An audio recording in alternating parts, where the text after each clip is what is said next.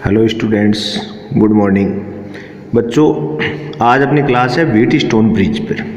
Wheatstone सेतु, Wheatstone bridge है वो एक परिपथ था और व्हीटस्टोन नामक साइंटिस्ट ने इसको बनाया था, जिसकी सहायता से अपन क्या करते थे, अननोन रेजिस्टेंस, किसको, अननोन रेजिस्टेंस, अज्ञात प्रतिरोध को ज्ञात करने के लिए काम में लिया जाता है। ठीक है, तो ये इसके बारे में चीजें हैं। अब देखो, सबसे मुख्य बात तो ये कि व्हीटस्टोन सेतु में होता क्या रियल में, मैं आपको डायग्राम के साथ ही समझा देता हूँ। पहले डायग्राम बनाते हैं। व्हीटस्टोन सेतु में क्या 4 प्रतिरोध होते हैं। जैसे मान लो कि अपन 4 प्रतिरोध एक सेतु के रूप में जुड़े होते हैं।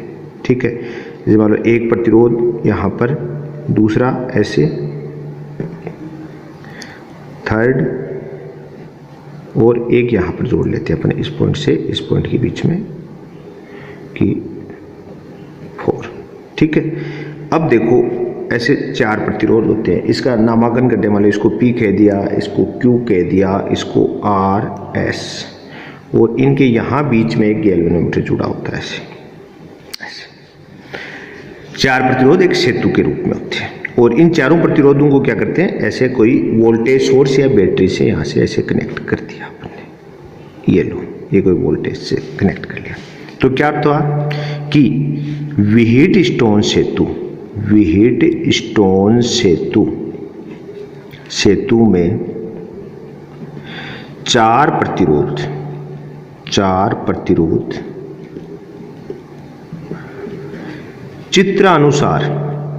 चित्रानुसार जुड़े होते हैं। ठीक है, मतलब इसमें 4 प्रतिरोध है वो ऐसे सर्किटरी इस टाइप का होता है। साथ में क्या होता है, इन 4 प्रतिरोधों में से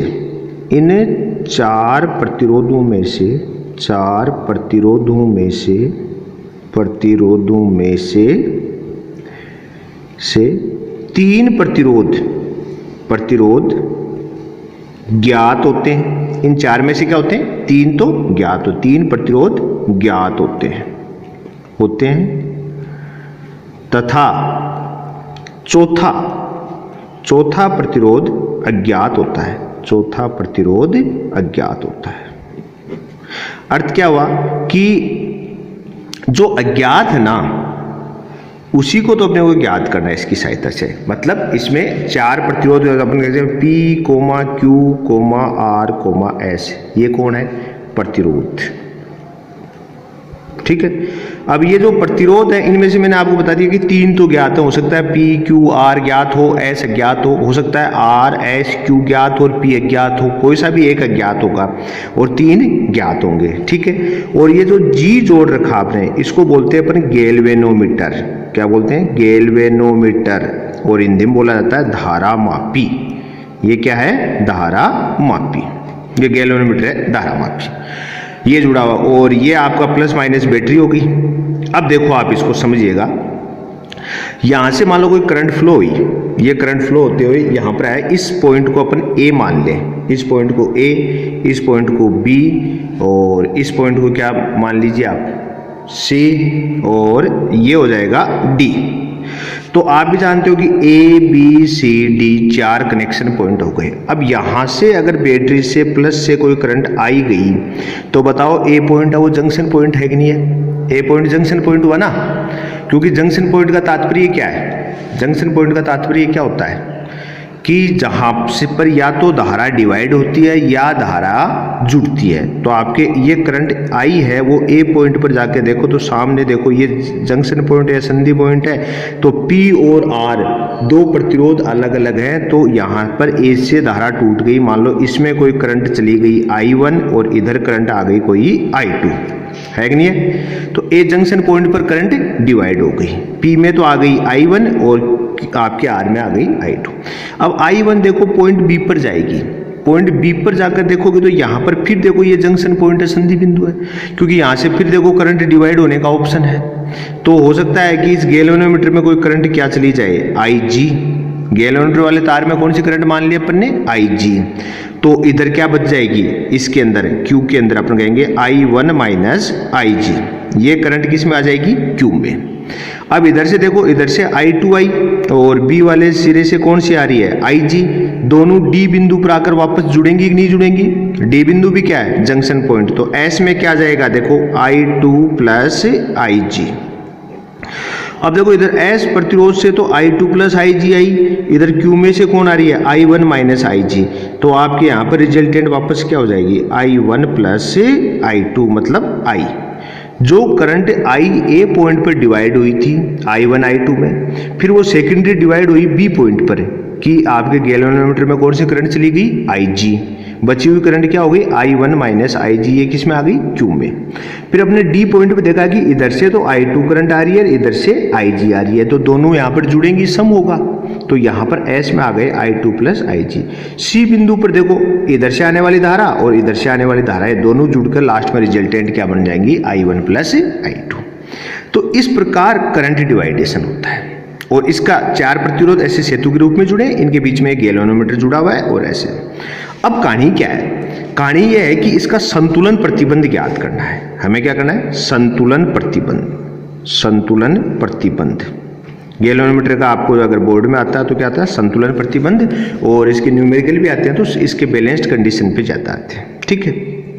अब संतुलन प्रतिबंध है, उसके लिए अपन यूज किसको करेंगे KVL और KCL, इन दो को यूज करते हैं KVL और KCL। KCL तो आपने यूज कर लिया, किरचॉफ करंट लॉ, करंट का डिवाइडेशन आपने दिखा दिया। अब किसको यूज करना है KVL को, किरचॉफ वोल्टेज लॉ को आप यूज करें। तो KVL क्या कहेगा, KVL के लिए सबसे पहली आवश्यक शर्त क्या है कि बंद पास होना चाहिए, बंद लूप होना चाहिए। और फिर आगे क्या बोलता है किरचॉफ वोल्टेज लॉ, आपको याद होना चाहिए कि किरचॉफ वोल्टेज लॉ कहता है कि किसी बंद पास में जुड़े प्रतिरोधों के सिरों पर पतित विभव परिपथ में लगाए गए विभव के तुल्य होता है, या फिर हम उसको कहते हैं कि किसी भी बंद पास के अंदर कुल विभव जो भी उपस्थित विभव उसमें पतित भी आ जाते हैं और आरोपित भी आ जाते हैं, उन सबका बीजगणितीय योग किसके तुल्य होता है 0 के होता है। ये केवल आपको मैंने लास्ट लेक्चर में बताया। अब देखो अपन क्या करें, अपन कहें कि लूप सबसे पहले लें ABDA, कौन सा लूप ले रहे हैं ABDA। अब देखो ABDA ले लिया अपन लूप, तो ABDA लूप ले हो गया, तो क्या होगा देखो A पॉइंट से कैसे जा रहे हैं ABDA, तो ये इसको मैं ऐसे एरो से अपने समझा दिया कि अपने लूप में ऐसे चलना है।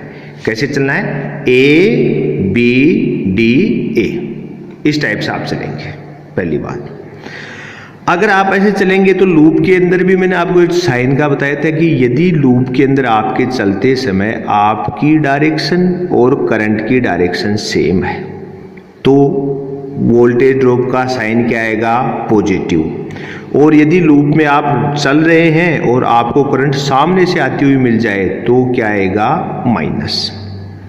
अब देखो सबसे पहले देखो A to B, आप लूप में चलो A to B चलोगे बताओ तो आपकी डायरेक्शन कहाँ है A to B, और करंट कौन सी है इस परिपथ में I1, इसकी डायरेक्शन में क्या है A to B।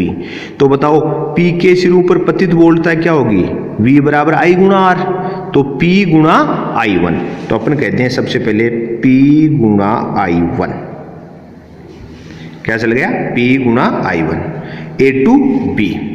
अब चलो B to D देखो आप कहां जा रहे हो B से D, करंट की डायरेक्शन भी आई जी की क्या है B to D, तो बताओ साइन प्लस का आएगा माइनस का आएगा प्लस का, तो ये अब यहां पर अपने कर दिया साइन प्लस। अच्छा इसके अंदर पतित वोल्टेज क्या होगा धारा गुणा प्रतिरोध, तो धारा कौन है IG और प्रतिरोध क्या मान लिया अपने कैपिटल जी। अब देखो आओ D to A, भाई लूप पूरा हो जाएगा ना, A to B, B to D, D to A आए आप, तो जो D से A आ रहे हो तो बताओ करंट कहां जा रही है A to D, अपोजिट है ना, तो यहां पर अपने को करंट क्या मिली है अपोजिट। जब करंट लूप में चलते समय अपोजिट मिले तो साइन क्या आता है माइनस, तो ये आ गया माइनस, और यहां पर आपका क्या हो जाएगा करंट और प्रतिरोध, तो देखो करंट कौन है I2, प्रतिरोध कौन है R। लूप कंप्लीट हुआ A to B गए, B to D गए, D to A आ गए। कंप्लीट लूप के अंदर अपन क्या कहेंगे, जो वोल्टेज ड्रॉप है वो अपने प्रतिरोध के सिरों पर कैलकुलेट कर लिया। अब ये किसके इक्वल होना चाहिए हकीकत में, आरोपित वोल्टेज। बताओ इस लूप में कोई बैटरी है क्या, इस लूप में कोई बैटरी नहीं है, तो अपन कहेंगे आरोपित वोल्टेज क्या है, 0। ये अपनी आ गई इक्वेशन फर्स्ट पहले लूप में। अब अगला लूप ले अपन, लूप कौन सा ले लें, B C D B. Loop क्या ले लिया, बी सी डी बी। अब देखो B C D B loop देखो, आप आराम से देख लो एक बार, फिर अपन एक साथ लिख लेंगे। B to C, C to D, D to B, मतलब जहां पर चले वहां पर वापस आ गए, तो बताओ अपना तो लूप कंप्लीट हो गया। अब आप बी टू सी जा रहे हो, तो बताओ करंट की डायरेक्शन में क्या है, बी टू सी, तो साइन क्या आएगा, प्लस का। तो क्यू प्रतिरोध के सिरों पर वोल्टेज क्या होगा, जो खर्च होगा वो क्या होगा, I1 माइनस आई जी गुणा क्यू। यही तो होगा ना भाई, धारा गुणा प्रतिरोध। अब C से D जाओगे तो करंट कहाँ आ रही है, D टू C, तो चिन्ह क्या आएगा, माइनस का। क्या होगा, S गुणा I2 प्लस IG वोल्टेज। और ऐसे D टू B जाओगे तो भी आपका चिन्ह क्या आएगा, माइनस का, क्योंकि करंट क्या है, अपोजिट है। तो अगर अब इसके लिए अपन लिखें तो देखो सबसे पहले तो क्या हो जाएगा, B2C क्या आएगा, I1 माइनस IG गुणा Q, चिन्ह क्या रहेगा, प्लस का। C2D चिन्ह क्या आएगा, माइनस, करंट अपोजिट है, और करंट कौन है, I2 प्लस IG गुणा S, और थर्ड क्या बन गया, वो भी माइनस का चिन्ह, IG गुणा कैपिटल G, और इसमें भी आरोपित वोल्टेज क्या है, 0। देख लो आप दोबारा भाई, मैंने ये तो बताना, B2C साइन क्या आएगा, प्लस का। प्लस का आया कि नहीं आया, देखो साइन प्लस का ना, B2C। फिर अगला क्या मैंने बताया, C2D, C2D में देखो आप करंट अपोजिट है, अपने C2D जा रहे हैं, करंट D2C आ रहे हैं, साइन क्या आएगा, माइनस, धारा गुणा प्रतिरोध, कर दिया, धारा गुणा प्रतिरोध। और लास्ट क्या हुआ, D2B, करंट क्या है, अपोजिट, साइन क्या आएगा, माइनस IG गुणा G, तो देखो माइनस IG गुणा G। और इस लूप में भी आरोपित वोल्टेज की वैल्यू क्या है, 0 है। अब देखो आपके पास ये दोनों इक्वेशन आ गई। इक्वेशन पहले वाले लूप की इक्वेशन तो आई है आपके पास, I1 into P plus IG गुणा capital G minus I2 into R बराबर 0। इसको इक्वेशन फर्स्ट दे दूं, और दूसरे लूप की आई है वो आई है I1 माइनस IG गुणा capital Q minus I2 plus IG into S minus IG into capital G बराबर 0। ये इक्वेशन सेकेंड। ये आपने KVL अप्लाई कर दिया, आपके जो व्हीटस्टोन ब्रिज है उसके उसमें बंद पास लेकर आपने कर लिया। अब देखो बंद पास ये मैंने बताया, यही लेना कोई आवश्यक नहीं है, बंद पास दूसरे भी ले सकते हो, क्योंकि इसमें बंद पास बहुत बनते हैं। देखो मैं आपको बताऊं, बंद पास आप ये भी ले सकते हो, कोई नेसेसरी नहीं है कि मैंने बताया। आप क्या ले सकते हो, देखो बंद पास A B C और ऐसे आते हुए A B C A, ये भी बंद पास है। ऐसे भी जा सकते हो A D C वापस A, समझ रहे आप। तो बंद पास अपन ने तो वो लिए, जो मैंने वाले वो लेने की कोशिश करी है कि जिसमें आपको ज़्यादा परेशानी नहीं हो, इजी तरीके से काम हो जाए। अब देखो दो इक्वेशन आपने कैलकुलेट कर ली। अब क्या है कि जब व्हीट स्टोन सेतु संतुलित होता है तब गैल्वेनोमीटर में शून्य विक्षेप की स्थिति होती है। ये बात ठीक है, अर्थात IG बराबर 0। ये गैल्वेनोमीटर, ये आपके व्हीटस्टोन ब्रिज की एक शर्त होती है कि व्हीटस्टोन ब्रिज जब बैलेंस्ड कंडीशन में होता है, संतुलन अवस्था में होता है, तो हमें पता कैसे लगेगा भाई ये संतुलन में है कि नहीं है। तो उसका पता कैसे लगता है कि ये जो परिपथ में आपका जो एक गैल्वेनोमीटर जुड़ा हुआ है, परिपथ में क्या जुड़ा हुआ है, गैल्वेनोमीटर। ये क्या होता है, एक निडल टाइप की घड़ी टाइप होती है, इस टाइप की डिजाइन होती है। देखो गैल्वेनोमीटर जैसे आपने कभी एमीटर वोल्टमीटर देखे होंगे, ऐसे होते हैं। इसके अंदर यहाँ तो क्या कर दिया, इस निडल को तो कर दिया 0 और इधर कर दिया 1 2 3, ऐसे होता है। इधर भी होता है 1 2 3। ये क्या होता है, निडल की डायरेक्शन जिस हिसाब से होती है, इस नीडल की जो डायरेक्शन होती है ना गैल्वेनोमीटर में, इस नीडल की, ये 0 पर है, मतलब इसके अंदर कोई करंट फ्लो नहीं हो रहा। और जब अगर इस साइड में है 1 2 3 तो आप देख सकते हो इतनी एम्पियर करंट है, और इस साइड में तो भी देख सकते हो। और साथ में निडल, ये जो सुई है, इसकी दिशा के आधार पर ये डिसाइड हो जाता है कि करंट की डायरेक्शन कौन सी है। लेफ्ट भाई LHS है, राइट भाई RHS है, भाई दक्षिणावर्त बह रही है या वामावर्त बह रही है परिपथ में। तो ये डायरेक्शन भी बताता है गैल्वेनोमीटर। गैल्वेनोमीटर का उपयोग क्या है कि परिपथ में बहने वाली धारा की दिशा ज्ञात करना। और सेकेंडरी उपयोग क्या है कि इसके अंदर पाठ्यांक भी होते हैं, तो आप धारा का मेजरमेंट भी। अब मैंने कहा कि व्हीटस्टोन ब्रिज जब बैलेंस्ड होगा, संतुलित होगा, तो इसमें जुड़े हुए गैल्वेनोमीटर में क्या होता है, शून्य विक्षेप होता है। शून्य विक्षेप का अर्थ क्या हो गया कि इसके अंदर जो निडल है 0 पर रहेगी। निडल किस पर रहेगी, 0 पर।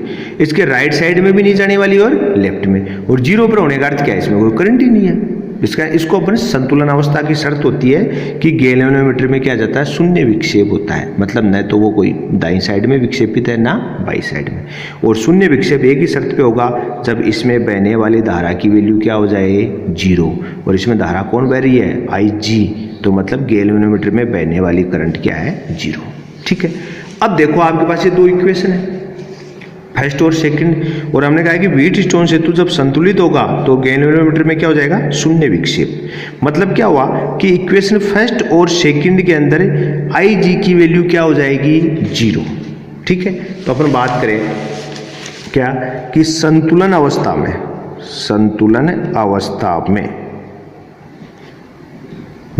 IG बराबर 0। अतः समीकरण 1 व 2 को लिख सकते हैं।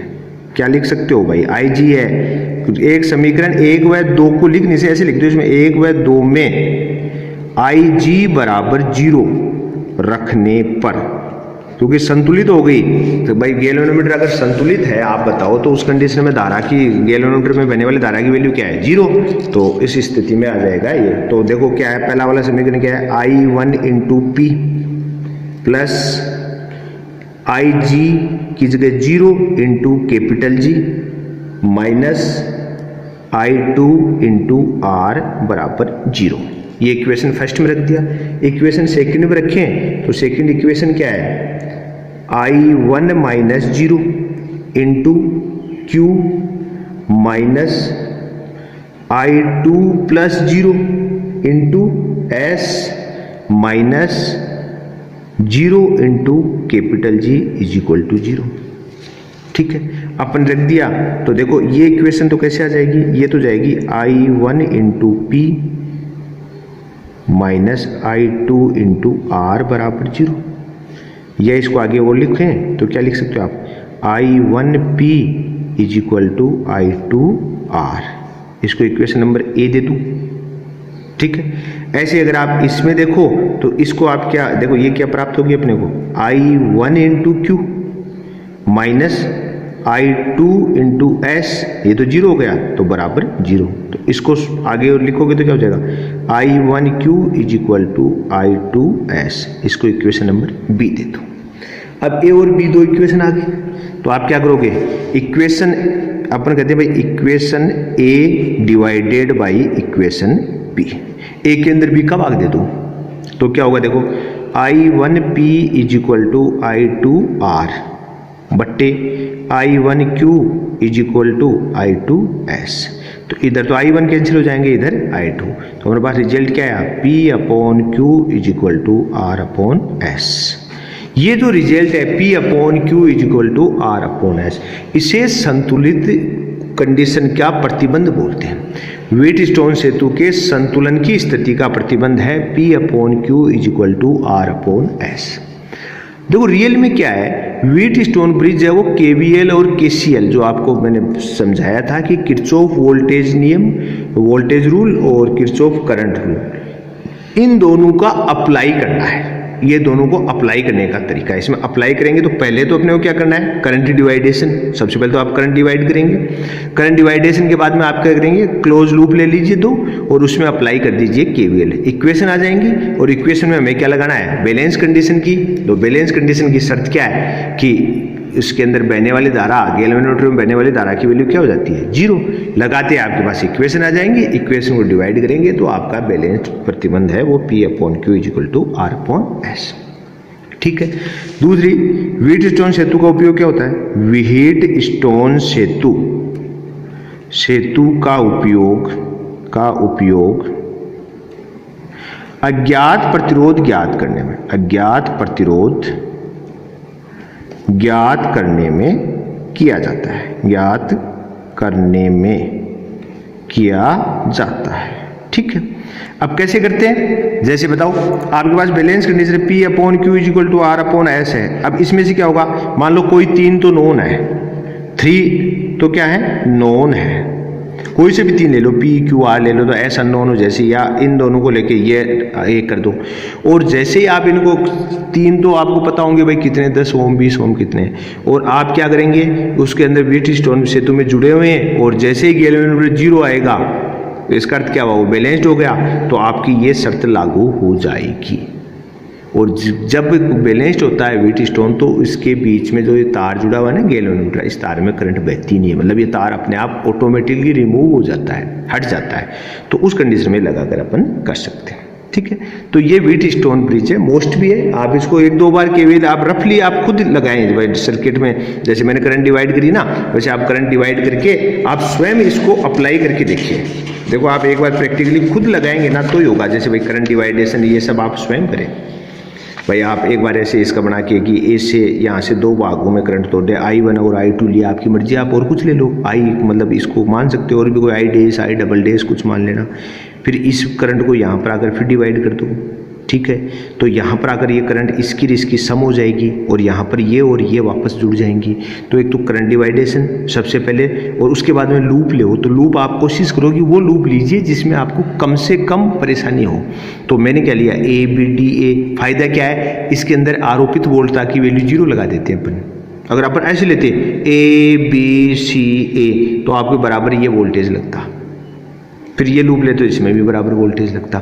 अपने वाले भी इसमें फायदा है कि कोई बैटरी नहीं है। ऐसे BCDA वाला ये लूप लिया, इसमें भी कोई बैटरी नहीं है, तो आपको आसानी रहेगी। आप एक बार स्वयं रफली वीडियो देखने के बाद आप अप्लाई करके देखें तो आपको आनंद आएगा। कोई ज़्यादा कठिन वाली बात नहीं है इसके अंदर। ठीक है। अब देखो, लास्ट वीडियो में मैंने आपको एक क्वेश्चन दिया था करंट पे। किस पे था? करंट का था, और वो था आपके इसमें किरचॉफ करंट लॉ पर था। मैंने आपको एक ऐसे कोई डायग्राम सा था जिसके अंदर भाई एक तो इधर से कोई करंट आती हुई दिखाई थी आपको 5 एम्पियर, एक इधर से कोई 2 एम्पियर करंट थी, और एक करंट इधर से थी 4 एम्पियर, और इधर बाहर कोई जा रही थी I, और एक यहाँ पर और थी करंट, इसकी वैल्यू इस साइड में ऐसे दिखा रखी थी 4 एम्पियर। ऐसे आपको दिया और आपसे पूछा कि I का मान बताओ। अब देखो, आपको ये तो पता होना चाहिए कि ये जो डॉट में लगा रखा है ये क्या है? जंक्शन पॉइंट है, संधि बिंदु। अब संधि बिंदु पर कुछ करंट तो आ रही है, जैसे 4 एम्पियर, 5 एम्पियर, 2 एम्पियर, ये तीनों करंट तो देखो संधि पर आ रही हैं, और ये आपकी 4 एम्पियर और I है, ये संधि से जा रही है। तो किरचॉफ करंट लॉ क्या कहता है? आने वाली धारा बराबर जाने वाली धारा। तो ये तो कहता है सम ऑफ I इनकमिंग, संधि के ऊपर आने वाली जो धारा है वो किसके इक्वल होती है? सम ऑफ I आउटगोइंग।